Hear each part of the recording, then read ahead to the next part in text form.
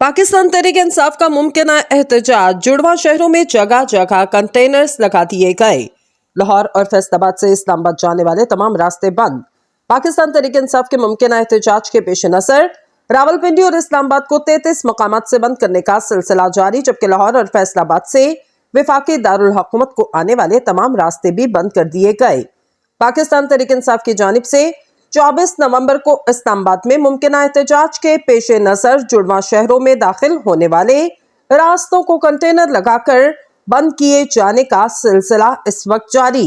फैजाबाद समेत 6 मकामात को कंटेनर्स रखकर बंद कर दिया गया। फैजाबाद IJP रोड, राबात टी चौक, बंदरा टैक्सरा रोड को बंद कर दिया गया, जबकि कचहरी चौक को एक तरफा ट्रैफिक के तौर पर चलाया जाएगा।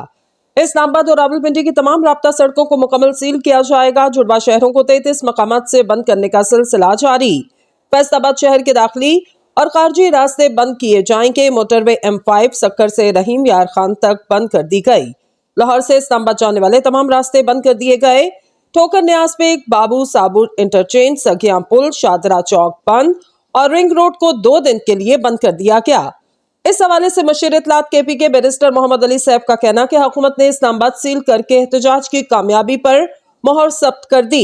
बैरिस्टर सैफ का कहना कि इस्लामाबाद का मुल्क के दीगर शहरों से रब्ता मुनक़ते, हुकूमत अवाम की जिंदगी अजीरन करने के बजाय अवाम का हक वापस करे। हुकूमत बचाने के लिए पाकिस्तान को बंद कर दिया गया।